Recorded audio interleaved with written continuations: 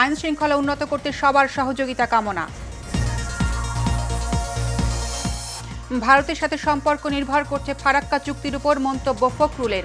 অপপ্রচারে কান না দেওয়ার আহ্বান। প্রতিটি মানুষের কাছে প্রযুক্তির সুফল পৌঁছে দিতে বড় পরিকল্পনা সরকারের। সব উপজেলায় হবে এআই ট্রেনিং সেন্টার। এবং কোরবানির ঈদকে সামনে রেখে সিরাজগঞ্জে প্রস্তুত লক্ষাধিক গরু। ঠাকুরগাঁওয়ে দাম নিয়ে হতাশ বিক্রেতারা।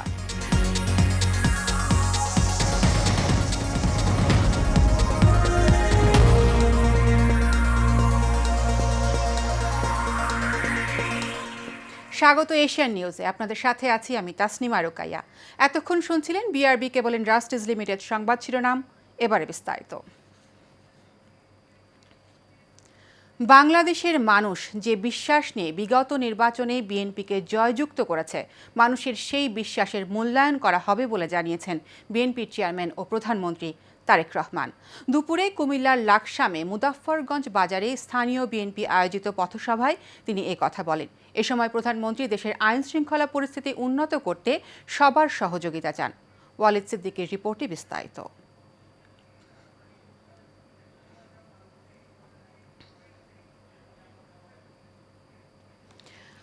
দর্শক, রিপোর্টটি প্রক্রিয়াধীন। আমরা চলে যাচ্ছি পরবর্তী সংবাদে। ভারতের সাথে যে সম্পর্কের প্রস্তাব এসেছে তা নির্ভর করবে ফারাক্কার গঙ্গা চুক্তির উপর, এমন মন্তব্য করেছেন বিএনপির মহাসচিব মির্জা ফখরুল ইসলাম আলমগীর। সকালে রাজধানীর ইঞ্জিনিয়ার্স ইনস্টিটিউশনে ফারাক্কা লং মার্চ দিবসে বিএনপি আয়োজিত আলোচনা সভায় এ মন্তব্য করেন তিনি। এ সময় বিএনপি নেতারা বলেন, প্রতিবেশীর সাথে ঝগড়া করব না, তবে দাসত্বের শৃঙ্খলেও আটকে থাকব না। আরও জানাচ্ছেন শরীফুল ইসলাম। ফারাক্কা লং মার্চ দিবস উপলক্ষে রাজধানীর ইঞ্জিনিয়ার্স ইনস্টিটিউশনে আলোচনা সভার আয়োজন করে বিএনপি। এই সরকারের এই ভালো কাজের আরেকটি নমুনা প্রদর্শন করা হলো। এতে বিএনপির সিনিয়র নেতারা ও দেশের বুদ্ধিজীবীরা যোগ দিয়ে বলেন, পানি সমস্যা পরিবেশ সমস্যার পাশাপাশি সাম্প্রদায়িকতার সমস্যা বিরাট আকার ধারণ করেছে, যা এখনই নিয়ন্ত্রণ করা দরকার। আমরা প্রতিবেশীর সাথে ঝগড়া করব না, আমাদের ঝগড়া করা মানুষ করি না, তাই বলে দাসত্ব শৃঙ্খলে আমাদের অস্তিত্ব বিলীন করে দেব, সেটাও কিন্তু সম্ভব না। মূল অবকাঠামো হয়তো 5-6 বছরের 4-5 বছরে হয়ে যাবে। সরকার যদি চেষ্টা করেন তাহলে তাদের এই টেরিয়রের মধ্যেই হয়ে যেতে পারে, কিন্তু এর যে পুরো বেনিফিট পেতে গেলে 20-30 বছর লাগবে। বিএনপির সিনিয়র যুগ্ম মহাসচিব ও প্রধানমন্ত্রীর উপদেষ্টা অ্যাডভোকেট রুহুল কবির রিজভী বলেন, ফারাক্কা ব্যারেজের বিরূপ প্রভাব শুধু বাংলাদেশে নয়, ভারতেও পড়েছে। বিহারের বর্তমান সরকারের আগে সরকার নীতিশ কুমারের সরকার, তিনি বলেছেন ফারাক্কা বাঁধ ভেঙে দাও। ভারতের ভিতর থেকে বলা হয়েছে। এটা শুধু বাংলাদেশের উপর বিরূপ প্রভাব ফেলছে না, ক্ষতি করছে না, এটা ভারতকেও প্রভাবিত করছে, বিরূপ প্রভাব করছে। বিহার ডুবে যাচ্ছে, অসময়ে বন্যা হচ্ছে, একটা ভয়ঙ্কর পরিস্থিতি তৈরি হচ্ছে। অনুষ্ঠানে বিএনপি মহাসচিব ও স্থানীয় সরকার মন্ত্রী মির্জা ফখরুল ইসলাম আলমগীর বলেন, বাংলাদেশের স্বার্থ রক্ষা করেই ভারতের সাথে ফারাক্কা ব্যারেজ চুক্তি নবায়নের উদ্যোগ নেবে সরকার। ভারতের সরকারের কাছে স্পষ্ট বার্তা জানাতে চাই এই আলোচনা সভার মধ্য দিয়ে, যারা ভারতের মাধ্যমে অবিলম্বে এই ফারাক্কার যে চুক্তি, সেই চুক্তি বাংলাদেশের জনগণের প্রসঙ্গে আলাপ করে তাদের অভিপ্রায় অনুযায়ী, তাদের চাওয়া অনুযায়ী এটাকে সম্পাদন করতে হবে। এটা খুব পরিষ্কার কথা হবে। অন্যথায় যে কথাটা অনেকেই বলেছেন, ভারতের সঙ্গে যে সুসম্পর্ক স্থাপিত হওয়া সুযোগ এসেছে, সেটা নির্ভর করবে ভারতের এই গঙ্গা চুক্তি বা আপনার ফারাক্কা চুক্তি সম্পাদনের উপর। একথা বিশ্বাস করি। কোন রকম চক্রান্ত অপপ্রচার দেশের স্থিতিশীলতা বিনষ্ট করতে পারবে না বলেও এ সময় জানান এলজিআরডি মন্ত্রী। বাংলাদেশের স্বার্থ বিনষ্ট করে। Shariful Islam, Asian television, Dhaka. বাংলাদেশের মানুষ যে বিশ্বাস নিয়ে বিগত নির্বাচনে বিএনপিকে জয়যুক্ত করেছে, মানুষের সেই বিশ্বাসের মূল্যায়ন করা হবে বলে জানিয়েছেন বিএনপির চেয়ারম্যান ও প্রধানমন্ত্রী তারেক রহমান। দুপুরে কুমিল্লার লাকসামে মুজাফফরগঞ্জ বাজারে স্থানীয় বিএনপি আয়োজিত এক পথসভায় তিনি এ কথা বলেন। দর্শক, ওয়ালিদ সিদ্দিকির প্রক্রিয়াধীন রিপোর্টটি আমাদের কাছে এসে পৌঁছেছে, চলুন দেখে আসি। সকালে প্রধানমন্ত্রীর গাড়িবহর কুমিল্লার দাউদকান্দি, মেঘনা, গোমতী সেতু এলাকা অতিক্রম করলে মহাসড়কের দুপাশে অবস্থান নেয়া নেতাকর্মীরা স্লোগান, ব্যানার ও ফেস্টুন নিয়ে প্রধানমন্ত্রী তারেক রহমানকে স্বাগত জানান। পরে দুপুরে কুমিল্লার লাকসামে মুদ্দাফরগঞ্জ বাজারে স্থানীয় বিএনপি আয়োজিত পথসভায় প্রধান অতিথির বক্তব্যে প্রধানমন্ত্রী বলেন, ১ বছরের মধ্যে ৫০ লাখ পরিবারের কাছে ফ্যামিলি কার্ড পৌঁছে দেয়া হবে। বাংলাদেশের মানুষের সামনে নির্বাচনের আগে উপস্থাপন করেছিলাম, দেশের মানুষ ১২ তারিখের নির্বাচনে সেই ম্যানিফেস্টোকে, সেই পরিকল্পনাকে সমর্থন দিয়েছে এবং বিএনপিকে সরকার গঠনের সুযোগ দিয়েছে প্রিয় ভাই বোনেরা। এবং সেজন্যই আপনাদের কাছে যে সকল ওয়াদা আমরা দিয়েছিলাম সেই ওয়াদাগুলো পর্যায়ক্রমিকভাবে আমরা বাস্তবায়নের কাজ শুরু করেছি। জনগণের প্রত্যাশিত বাংলাদেশ গড়ার প্রত্যয় ব্যক্ত করেন প্রধানমন্ত্রী। দেশের মা বোনরা যাতে স্বাবলম্বী হতে পারে, সেটি শিক্ষায় হোক অথবা অর্থনৈতিকভাবে হোক, সেই ব্যবস্থা গ্রহণ করা। দেশের কৃষক ভাইরা যাতে স্বাবলম্বী হতে পারে, সেজন্য সেই কারণে কাজ করতে হবে। দেশে যাতে মিল কলকারখানা তৈরি হতে পারে, দেশে যাতে বেকার সমস্যার সমাধান হতে পারে, সেই জন্য কাজ করতে হবে।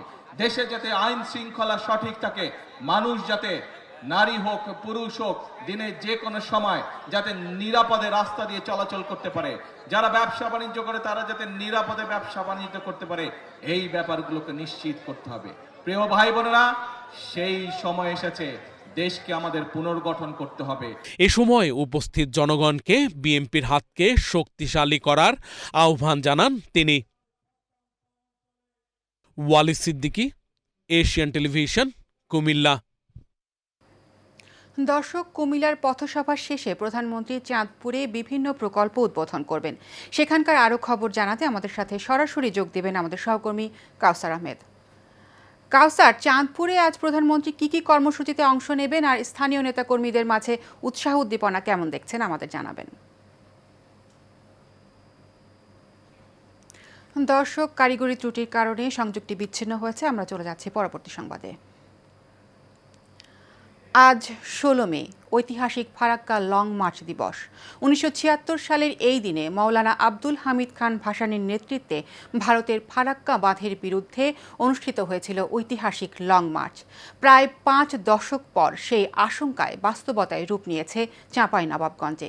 পদ্মাসহ জেলার ৪ নদী এখন মৃতপ্রায়। হুমকির মুখে কৃষি, জীববৈচিত্র্য ও নদীকেন্দ্রিক জনজীবন। ফারাক্কা ব্যারেজ নির্মাণের পর থেকেই বদলে যেতে শুরু করে চাঁপাইনবাবগঞ্জের নদীগুলোর স্বাভাবিক প্রবাহ। একসময় পানিতে টইটুম্বর থাকা পদ্মা, মহানন্দা, পাগলা ও পুনর্ভবা এখন শুষ্ক মৌসুমে প্রায় পানিশূন্য।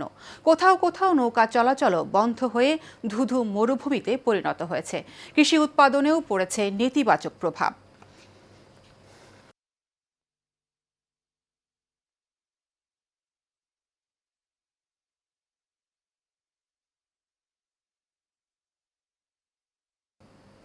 দেশের প্রতিটি মানুষের কাছে প্রযুক্তির সুফল পৌঁছে দিতে বড় পরিকল্পনা নিয়েছে সরকার।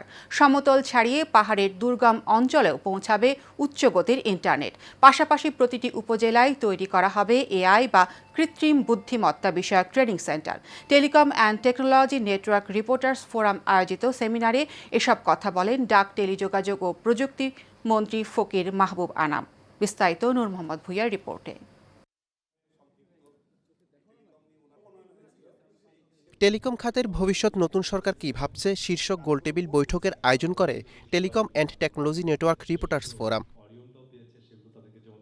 রাজধানী একটি হোটেলে এই সেমিনারে যোগ দিয়ে জনগণের স্বার্থে কাজ করবে টেলিকম খাত জানিয়ে এ খাতে স্টেক হোল্ডাররা বলেন আগামী বাজেটে এর প্রতিফলন ঘটবে। একটা ন্যাশনাল কানেক্টিভিটি মাস্টার প্ল্যান তৈরি করার একটা প্রপোজাল চেয়েছেন সরকার। আমরা এটা করতে চাই হচ্ছে ইন্ডাস্ট্রি, একাডেমিয়া এদের সম্পৃক্ততা নিয়ে করতে চাই। হয়তো এই ঈদের আগে আমরা এরকম একটা কমিটি এবং একটা রোডম্যাপ তৈরি করবো যে how we are going to work, এবং ঈদের পর থেকে ইনশাআল্লাহ আমরা কাজ করা শুরু করব। আমরা হয়তো সকল প্রবলেম আমরা এই বাজেটে সলভ করতে পারবো না, বাট আমরা উইল মেক ট্যাঞ্জিবল প্রোগ্রেস, যেগুলো আমরা স্টেপ বাই স্টেপ সলভ করার জন্য। এ সময় ডাক, টেলিযোগাযোগ ও তথ্য প্রযুক্তি মন্ত্রী ফকির মাহবুব আনাম বলেন দেশের প্রতিটি উপজেলা পর্যায়ে গড়ে তোলা হবে এআই ট্রেনিং সেন্টার। এআই কে নিয়ে আমরা কিন্তু এই গভর্নমেন্ট ইজ ভেরি সিরিয়াস। কিছুদিন আগে আমরা এআব এবং ফ্রিল্যান্স যারা আমাদের ট্রেনিং দিতে চাই এদেরকে আমরা প্রত্যেকটা উপজেলা পর্যায়ে আমরা একটা করে টিআই এবং ফ্রিল্যান্স একটা করে ট্রেনিং সেন্টার করতে চাই, যার মধ্য দিয়ে আমাদের ইয়াং জেনারেশনকে আমরা শিক্ষা দিতে চাই। সমতল থেকে পাহাড় দেশের কোনো প্রান্তই আর ইন্টারনেট সুবিধা থেকে বাদ থাকবে না জানিয়ে মন্ত্রী বলেন, তৃণমূল পর্যায়ে মানুষের দোরগোড়ায় এই সেবা পৌঁছে দিতে কাজ করছে সরকার। শহর ও গ্রামের ডিজিটাল বৈষম্য কমাতে দেশব্যাপী লাস্ট মাইল ফাইবার সংযোগ সম্প্রসারণ করা হবে খুব শীঘ্রই ইনশাল্লাহ। প্রত্যন্ত অঞ্চলে, চরাঞ্চল, পাহাড়ি এলাকা, উপকূলীয় অঞ্চলেও উচ্চগতি ইন্টারনেট পৌঁছে দিতে স্যাটেলাইট ভিত্তিক সংযোগ আরও সম্প্রসারণ করা হচ্ছে।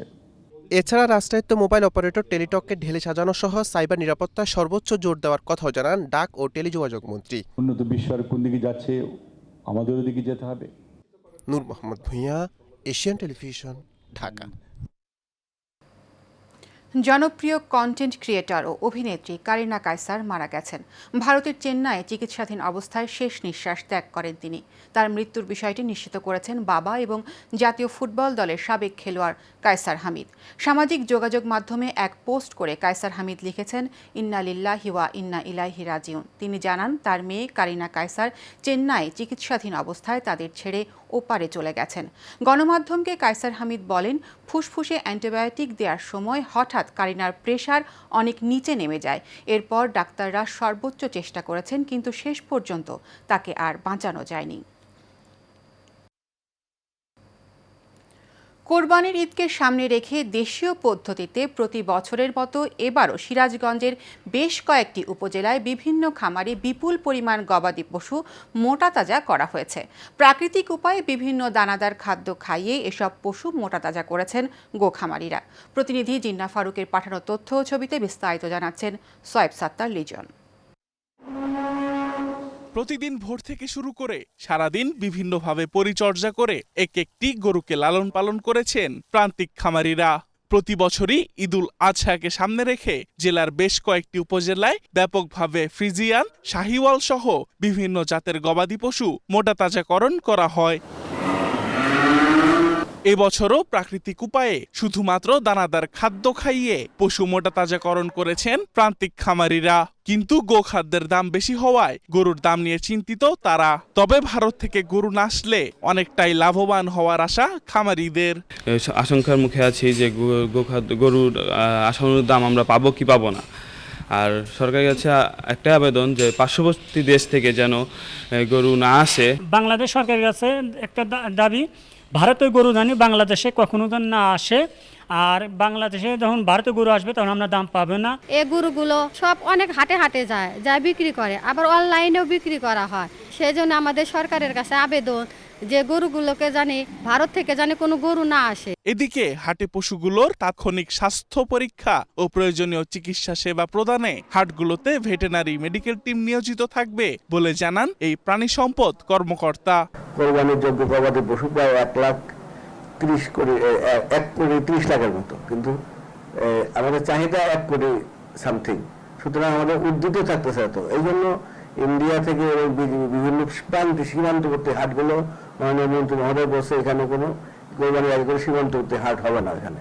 যার জন্য ইন্ডিয়া থেকে গরু আসবে না। আমাদের যে স্টক আছে আমাদের বাংলাদেশে, সেই স্টক দিয়ে আমরা এই কোরবানি পার করতে পারবো। এবছর জেলায় কোরবানির ঈদকে সামনে রেখে 17,000-এরও বেশি খামারে 6,17,000 গবাদি পশু প্রস্তুত করা হয়েছে। সোয়েব সাত্তার লিজন, এশিয়ান টেলিভিশন। কোরবানির ঈদ যতই ঘনিয়ে আসছে, ঠাকুরগাঁও জেলার হাটবাজারগুলোতে ততই বাড়ছে কোরবানির পশু কেনাবেচার ব্যস্ততা। হাটে ক্রেতারা কম দামে গরু কিনে খুশি হলেও বিক্রেতা ও খামারিরা বলছেন, লালন পালনের খরচ তো দূরের কথা, অনেক ক্ষেত্রে লোকসান গুনতে হচ্ছে তাদের। প্রতিনিধি জাকির হোসেনের পাঠানো তথ্য ও ছবিতে বিস্তারিত জানাচ্ছেন সোয়েব সাত্তার লিজন। ঠাকুরগাঁও জেলার বেশিরভাগ হাটগুলোতেই কোরবানির ঈদকে সামনে রেখে জমে উঠেছে গবাদি পশুর বেচাকেনা। অনেক খামারি তাদের খামারের গরু নিয়ে হাটে এসেছেন বিক্রির আশায়, কিন্তু গরুর দাম প্রত্যাশিত না হওয়ায় বিপাকে পড়েছেন তারা। দানাদার খাদ্যের দাম বাড়ায় পশুপালনেও ব্যয় বেড়েছে খামারিদের। এবার উত্তরবঙ্গের হাটগুলোতে ইন্ডিয়ান গরু না থাকলেও ক্রেতা সংকটে কম দামে বিক্রি করতে হচ্ছে গবাদি পশু। আর কম দামে পশু কিনতে পেরে খুশি ক্রেতারা। গরুর দাম কম, কাস্টমারে খুঁজে পাচ্ছি না। কম দাম হলো ছেড়ে দিয়ে চলে যাবো, কাস্টমারে নাই। গরুতে 7,000, 10,000, 12,000 করে লস খাচ্ছি। ভাই গরুর জাদুরানি হাটে মরুভূমি পড়ে গেছে, কোনো পার্টি আসে না। এখানে গরু সস্তা। 70 এর গরুর দাম বলতেছে 50, 2 লাখের গরুর দাম বলতেছে 1.5 লাখ। ভাই 10, 20, 30 হাজার টাকা লস ঘাটতি আছে। যে কোনো গরুর মানে জোড়ায় 20,000 করে নাই। ভাই আমরা 28 থেকে 30টা গরু কিনলাম এই পর্যন্ত। আমরা এই গরু কিনে অনেক লাভবান হবো। আগের তুলনায় এবারকার বাজার অনেক কম। এদিকে কসাই ও মাদ্রাসার শিক্ষার্থীদের প্রশিক্ষণ দেওয়ার পাশাপাশি খামারিদের ক্ষতিকারক কোনো ইনজেকশন না দিয়ে গরু পালন করতে উঠান বৈঠকও করা হয়েছে বলে জানান এই প্রাণী সম্পদ কর্মকর্তা। সামনে রেখে আমরা 175 জন কসাইকে এবং 322 জন ইমাম ও মাদ্রাসার ছাত্রদেরকে প্রশিক্ষণ দিয়েছি চামড়া ছাড়ানো কিভাবে বৈজ্ঞানিক পদ্ধতিতে ভালোভাবে চামড়া ছাড়ানো হয়। আসন্ন কোরবানির ঈদ উপলক্ষে ঠাকুরগাঁওয়ে 95,436টি গবাদি পশু প্রস্তুত করা হয়েছে। শোয়াইব সাত্তার লিজন, এশিয়ান টেলিভিশন। গাইবান্ধার সুন্দরগঞ্জে একটি কুকুরের কামড়ে আহত হয়ে টিকা নেয়ার পরও একে একে মারা গেছেন 5 জন। স্বজনদের আহাজারি আর আতঙ্কে এখন স্তব্ধ পুরো এলাকা। টিকা নেয়ার পরও মৃত্যুর ঘটনায় জনমনে দেখা দিয়েছে ভয়, ক্ষোভ আর অসংখ্য প্রশ্ন। প্রতিনিধি খালেদ হোসেনের পাঠানো তথ্য ও ছবিতে বিস্তারিত জানাচ্ছেন ওয়ালিদ সিদ্দিকী।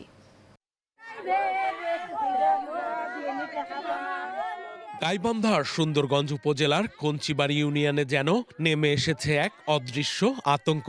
গত 22 এপ্রিল এ এলাকার 13 জনকে একটি বেওয়ারিশ কুকুর কামড় দেয়। নিয়ম মেনে জলাতঙ্কের টিকাও নেন আক্রান্তরা। তবে এরপরও শেষ রক্ষা হয়নি তাদের। একে একে জলাতঙ্কে মৃত্যু হয়েছে 5 জনার। এতে আতঙ্ক ছড়িয়ে পড়েছে পুরো এলাকায়। এখন সন্ধ্যার পর এ এলাকায় ঘর থেকে কেউ বের হচ্ছেন না। কুকুরের কামড়ে আহতদের বাড়িতেও যাচ্ছেন না কেউ। এই যে ঢাকুয়াপাড়া গ্রাম আতঙ্ক, আমরা সন্ধ্যা হইলে নাড়ি ঠেঙা নিয়ে বাড়াই, কোন রকম একটা বেড়ে সেলাই দেয় ঘরের সন্ধ্যায়। আমাদের বাজারে একজন ডক্টর আছে হরেকৃষ্ণ নাম, উনি আমাদের কুকুরে কামড়াইছে জন্য উনি ওনার দোকানের এরিয়াতে যাইতে দেয় না। বাড়িতে আসে মনে করো দাঁড়ে আসি, দাঁড়ে থাকার পর মনে করো ওই কুকুর আমাকে জেডো কামড়াইছে। জেডো কামড়ে আসার পর মানে আমাকে কামড়াইছে। কুকুরটা আমি ওখানে হঠাৎ করে দাঁড়া আছি, এই দাঁড়ার সাথে কুকুরটা লাভ দিয়েছে আমাকে হচ্ছে। হ্যাঁ, কত এখানে কামড়াইছে। সরকারি পর্যায়ে যে মেডিকেলের বা প্রাণী সম্পদ থেকে কোনো লোক আসবে, কি জন্য লোকগুলো মারা যাচ্ছে আমরা একটু খোঁজ খবর নেই, এটা নিয়ে সরকারি কোনো আমলাদের কোনো মাথা ব্যথা নাই। কুকুরের কামড়ে আহত বাকিরা সুস্থ আছেন বলে জানিয়েছেন কঞ্চিবাড়ি ইউনিয়ন চেয়ারম্যান। আর এ এলাকায় থাকা কুকুরদেরও ভ্যাকসিনের আওতায় আনার উদ্যোগ নেওয়া হয়েছে বলে জানিয়েছেন সুন্দরগঞ্জ প্রাণী সম্পদ অফিস। পর্যায়ক্রমে গতকাল পর্যন্ত 5 জন মারা যায়।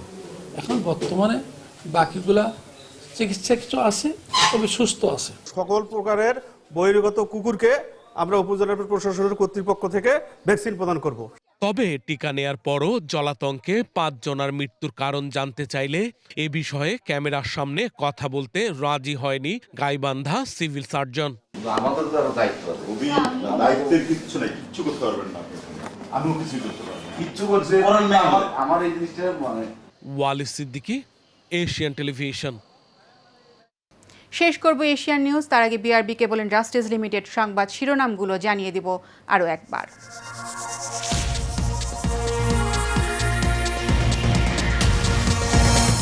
দেশের মানুষকে দেওয়া প্রতিশ্রুতি রক্ষা করবে বিএনপি, বললেন প্রধানমন্ত্রী। আইন শৃঙ্খলা উন্নত করতে সবার সহযোগিতা কামনা। ভারতের সাথে সম্পর্ক নির্ভর করছে ফারাক্কা চুক্তির উপর, মন্তব্য ফখরুলের। অপপ্রচারে কান না দেওয়ার আহ্বান। প্রতিটি মানুষের কাছে প্রযুক্তির সুফল পৌঁছে দিতে বড় পরিকল্পনা সরকারের। সব উপজেলায় হবে এআই ট্রেনিং সেন্টার। এবং কোরবানির ঈদকে সামনে রেখে সিরাজগঞ্জে প্রস্তুত লক্ষাধিক গরু। ঠাকুরগাঁওয়ে দাম নিয়ে হতাশ বিক্রেতারা।